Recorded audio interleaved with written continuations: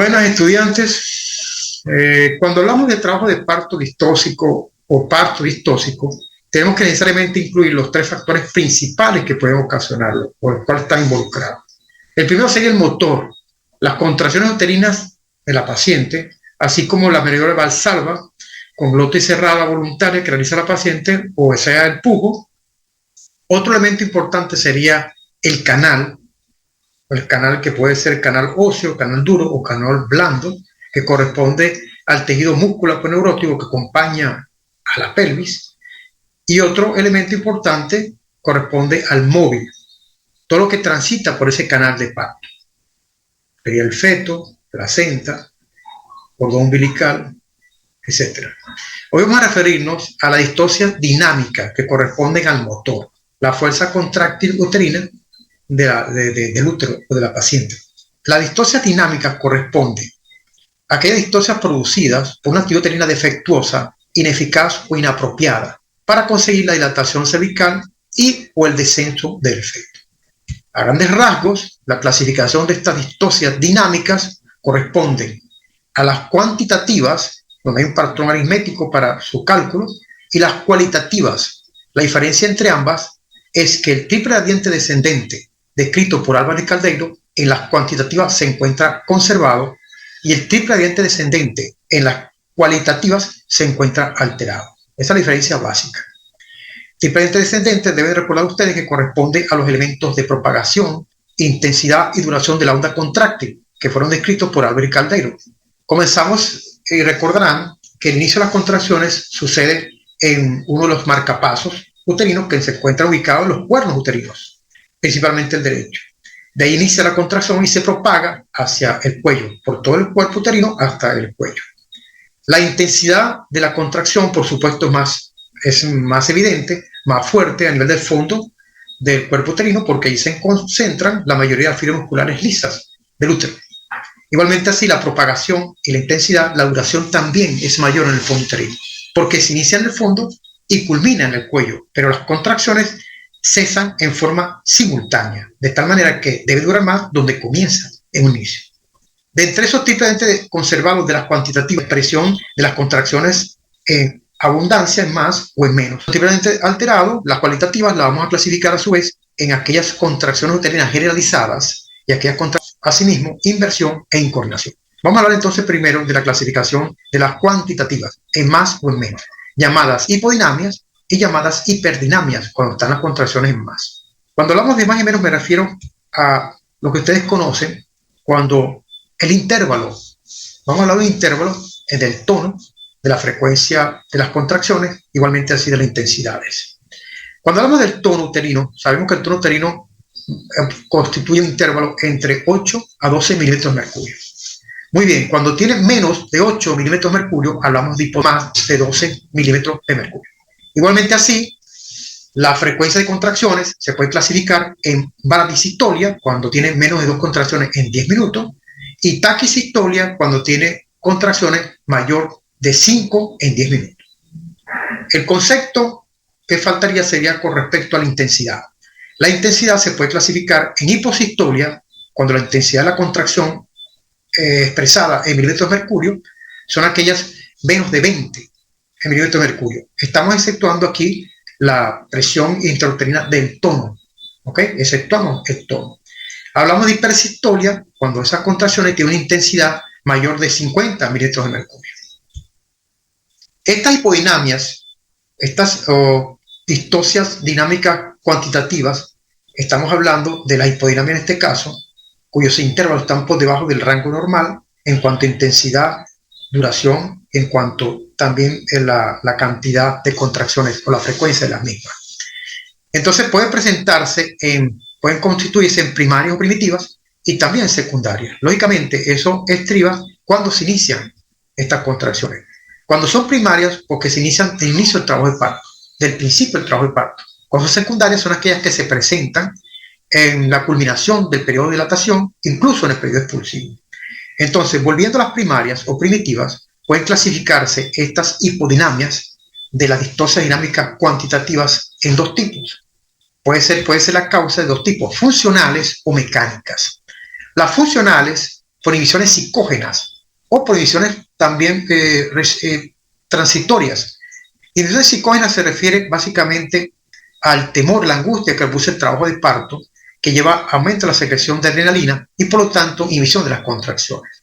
Otras inhibiciones pueden ser vejiga distendida, igualmente así el recto. Otra causa sería la no formación de las bolsas de agua. La no impactación de la presentación, la formación de las bolsas de agua, lo que involucran principalmente es que realizan un reflejo de Ferguson indirecto. Actúan sobre el cuello, dilatándolo a ese cuello, realizando un reflejo de Ferguson que aumenta la secreción de oxitocina a nivel de la hipófisis para aumentar el trabajo de parto, la actividad de trabajo de parto. Hipoplasias musculares son aquellas hipoplasias o la constitución muscular uterina de la paciente en baja cantidad. Los procesos generativos del endometrio también, podemos hablar de adenomiosis o linfomatosis uterina. Distensión uterina, cuando pasa en los embarazos gemelares, en los polidraños, en la macrosomía fetal. Recordar que esa distensión uterina tiene un tenor que puede, los uniones, acuérdense que los gap junction, uniones GAP, que se encuentran entre miofibrilla y mefibilla, a medida que se distienden, estos uniones GAP o gap junction tienden a separarse, lo que no activa la transmisión de contracciones entre miofibrilla y por lo tanto puede producir una hipodinamia. En el caso de la obesidad también se puede encontrar hipodinamias o un trabajo de parto insuficiente. Las secundarias, como dije anteriormente, se presentan al final del periodo de dilatación o durante el periodo expulsivo. Esas hipodinamias de las distocias dinámicas cuantitativas generalmente es por agotamiento materno o cansancio o fatiga muscular, que puede pasar en un parto prolongado, una desproporción feto-pélvica como un tumor previo, algo que obstruye el canal del parto. Ahora hablemos de lo que tenemos triplemente conservado, pero en demasía, cuando hablamos de distocias dinámicas cuantitativas desde el punto de vista hiperdinâmicas. El umbral, el intervalo mayor de lo que estamos acostumbrados a encontrar en cuanto a la frecuencia, en cuanto a la intensidad de las contracciones. También pueden ser primitivas o secundarias, recordando que viene a ser con respecto al tiempo cuando se presenta, al inicio o a la culminación de dilatación o en el periodo expulsivo. En el caso de las primarias o primitivas, vamos a tener que una de las causas puede ser un aumento de la excitabilidad muscular, una excitación muscular de la paciente en forma aumentada, asimismo un aumento de la secreción de oxitocina de esa paciente, una condición sine qua non de la paciente. La secundaria generalmente se presenta por iatrogenia, ¿verdad? La administración de oxitóxico en forma exagerada, en tumores previos, así como también en el DPP o desprendimiento prematuro de placenta por irritabilidad muscular a nivel de endometrio. Entonces tenemos también hiperdinamia. Estos casos pueden alcanzar extremos de hipertonía uterina, extremos de tono uterino exacerbado, lo que llamamos de útero. Ahora, desde el punto de vista cualitativo, habíamos comentado que era con un triple gradiente alterado. El triple gradiente descendente tiene la característica de que, como por cada contracción, el fondo uterino tiene la característica de concentrar sus fibras musculares en el fondo, de tal manera que esa propagación, esa intensidad, duración, inicio de las contracciones, lo que le queda al cuello es borrarse, dilatarse y la formación del cemento y concentrar como un fuelle toda la fuerza del contráctil para expulsar el contenido uterino. Pues bien, ese triple descendente está alterado en las cualitativas, de tal manera que aquí vamos a ver ondas contráctiles ineficaces que pueden ser generalizadas y pueden ser también localizadas, así como anillos de contracción. Cuando hablamos de ondas contráctiles generalizadas, hablamos de inversiones. La inversión puede ser total cuando todos los componentes del triple gradiente descendente están alterados, como es la propagación, la intensidad y la duración de las contracciones. Está alterado todos ellos. Cuando hablamos de ondas contráctiles generalizadas de inversiones parciales, cuando un solo elemento de este triple gradiente descendente va a estar involucrado. Entonces hablamos parciales o totales. Va a depender del número de elementos del triple gradiente descendente que se encuentran presentes, alterados. Otras causas, en este caso de contráctiles generalizadas, las causas pueden ser múltiples, puede ser a nivel de cuello, a nivel de cuerpo. A nivel de cuello vamos a tener maniobras de dilatación del cuello en forma inadecuada, vamos a tener adherencias, vamos a tener cicatrices que pueden ser ocasionadas por cautelizaciones, por conizaciones, por cirugías previas por desgarros anteriores en ese canal de parto, en ese cuello. También vamos a tener causas en el cuerpo, como son las maniobras de excitabilidad del cuerpo para inducir trabajo de parto, cuando tengamos también emuntorios llenos a nivel rectal, a nivel vesical también. Con respecto a esas distosia dinámica con triple gradiente alterado, que corresponden a las cuantitativas, cuando esas ondas contráctiles no son generalizadas porque serían inversiones, son ondas contráctiles localizadas. Esas ondas contráctiles localizadas se van a dividir en primer grado y segundo grado. ¿Qué corresponde al primer grado? Sencillamente cuando tiene más de un marcapaso, 2 marcapasos. En ese momento, cuando hay 2 marcapasos, se puede producir una incoordinación de primer grado.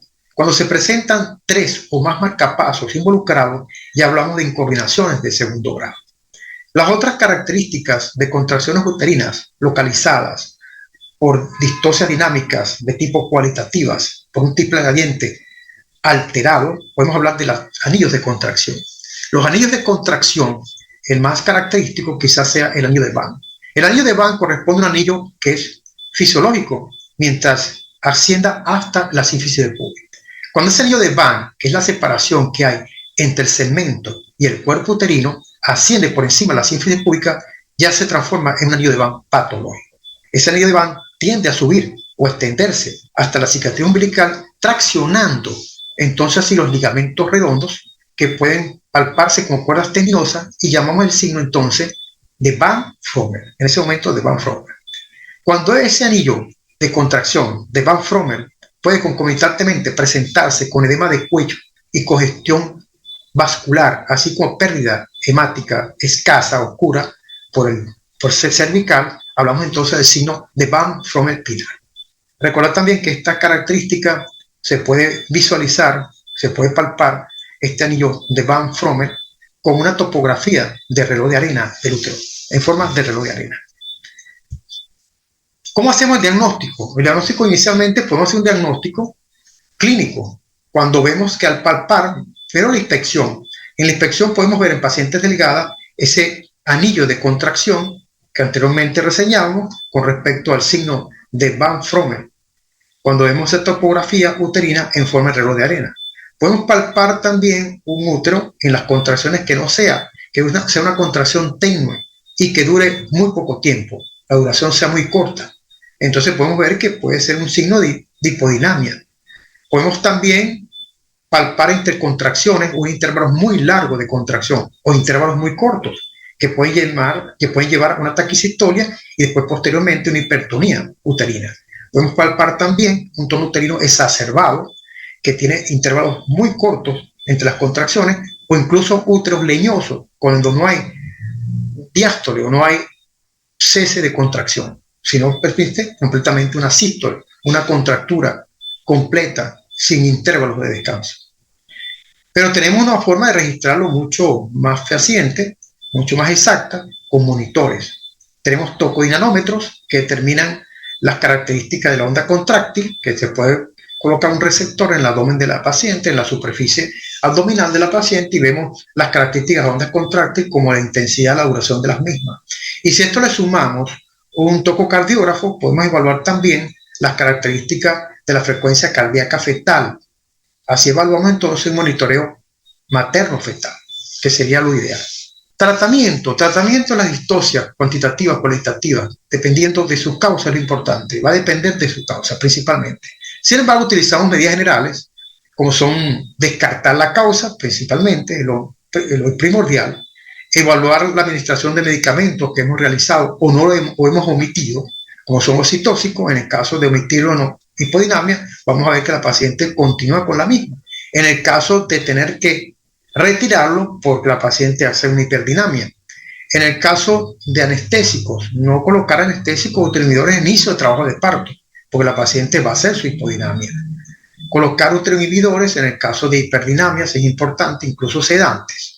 Colocar en pacientes de cúbito lateral izquierdo para mayor oxigenación, mayor perfusión desde el punto de vista placentario, materno-fetal, y posteriormente anorexia en el caso de que tengamos que aumentar la secreción de oxitocina a nivel de hipófisis para conducir un mejor trabajo de parto, para ver las características líquidas amniótico y para producir la impactación a nivel cervical de la presentación.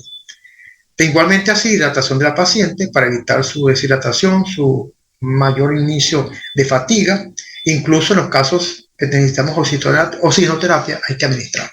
La hipodinamia, entonces, la medida específica de hipodinamia. Recordemos que la primitiva es el inicio del trabajo de parto. Entonces, debemos administrar oxitóxico cuando vemos que hay una hipodinamia. No se puede administrar sedante ni anestésico local en el inicio del trabajo de parto porque vamos a ultrainhibirlo. En el caso de que sea secundaria, hay que hidratar a la paciente, principalmente con soluciones destrosas, al 5, para la energía que necesitamos en ese momento de esa paciente, y tratar incluso de relajar la paciente, evitar esas inhibiciones reflejas y evitar esas inhibiciones de hipopsicógenas que hablamos anteriormente. En las hiperdinamias, igualmente así, la posición como de la paciente para aumentar la perfusión uteroplacentaria, anorexia para disminuir la presión intrauterina aumentada o exacerbada en ese momento, suspender los oxitóxicos que hemos venido administrando y descartar, por supuesto, inicialmente, como vimos en la medida general, las causas que motivan esa hipertonía. En este caso sí amerita uteroinhibidores, incluso sedantes a la paciente. Bueno, gracias por su atención. Hemos culminado. Nos veremos en la otra oportunidad. Nuevamente, gracias.